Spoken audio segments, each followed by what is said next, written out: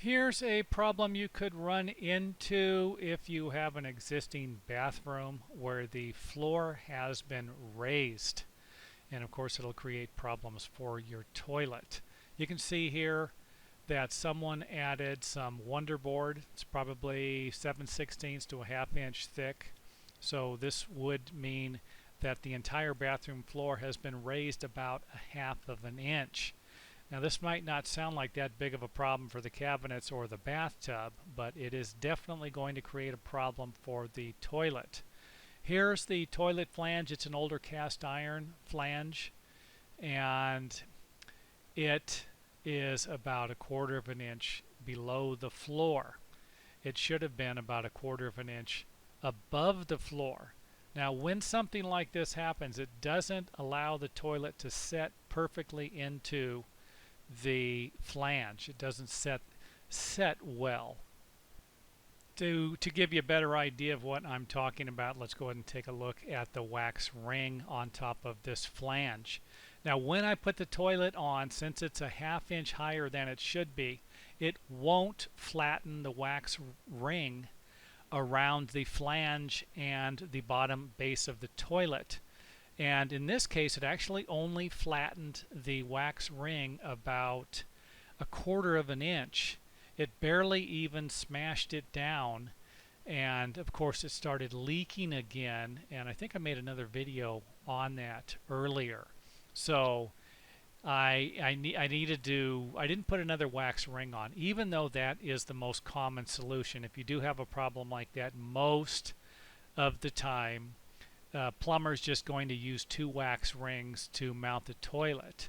But the toilet can't move, and that was the problem I was having, was my toilet wasn't fastened tight enough to the floor. Ended up having to clamp this baby down and put some wedges underneath it to make sure it wasn't going to move.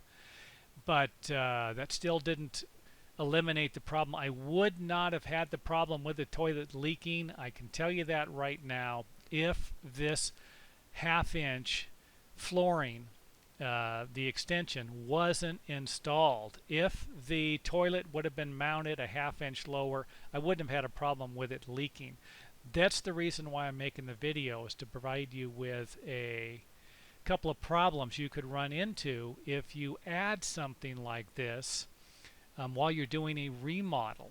And I've noticed they have thinner stuff, 1/4 inch thick materials. Look like they're starting to use something like that. I don't know if that's if I'm really hip on that either.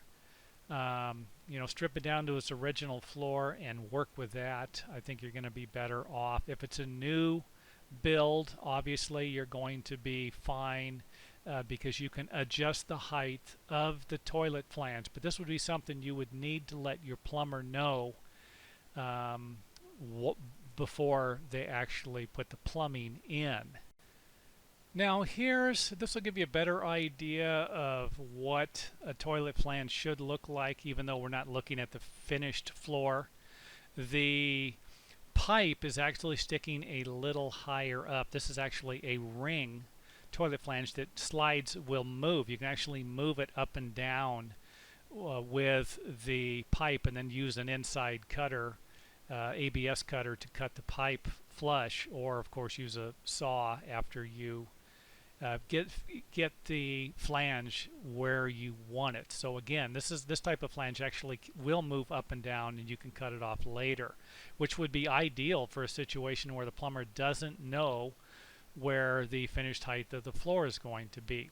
But I just put this picture in there to give you an idea of what the flange looks like on newer homes. The other one was a cast iron home built in the late 50s, and of course is a little outdated.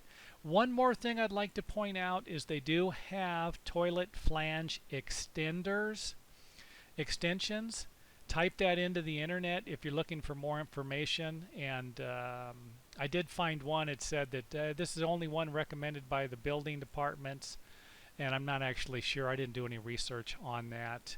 I'm not going to bother naming the product, but they do have them out there if this is something that you'd be interested in, instead of using 2 wax rings to solve this problem. Now, the wax rings will actually collapse over time. I've actually heard stories of that if you start mounting two or three of them together, and actually experienced that myself with a few toilet installs where I didn't have a choice because the flange was so low and the floor had been raised, or the flange was put in installed incorrectly in the first place. So it's kind of a one of those things that you want the flange to be at the perfect height right from the get-go. So if you go ahead and you add stuff to it, you're going to add material to the floor to increase the thickness, then you could end up with a problem like this. But you do have two solutions: the wax ring, double them up, and of course the flange extenders if you're dealing with an existing situation.